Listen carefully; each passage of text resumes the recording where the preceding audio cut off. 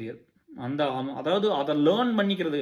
Technology வந்து சுந்தர அளவுக்கு நான் பார்த்ததில்ல அந்த மாதிரிலாம். பட் இதில் பிஸ்னஸ்லாம் அடிச்சுக்கிறக்கே ஆளுங்க.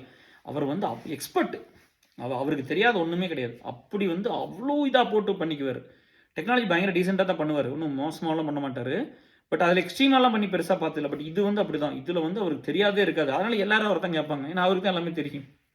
இது எப்படி ஒர்க் ஆகுது, அது எப்படி ஒர்க் ஆகுது, இது என்ன பண்ணும், அது என்ன பண்ணும் அப்படின்னு எல்லாமே தெரியும்.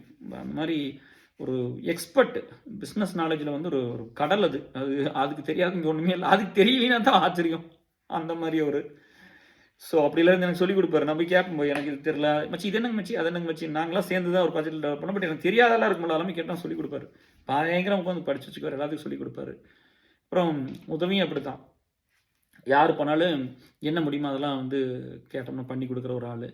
எனக்கு மெயினாக பிடிச்சது வந்து அவங்க ஃபேமிலியை அவர் எப்படி பார்த்துக்கிட்டாருலாம் நினச்சி பார்த்தா, இன்னைக்கெல்லாம் இந்த காலத்தில் வந்து 3 தம்பியை படிக்க வச்சு செட்டில் பண்ணுறது, ஒரு தங்கச்சி கல்யாணம் பண்ணி கொடுத்து செட்டில் பண்ணுறது, அதுக்காக வாழ்க்கை முழுது வேலை செஞ்சுட்டு லேட் ஆயிடுச்சு, கல்யாணம் வேண்டான்னு ஒருத்தர் சொல்லுவானா?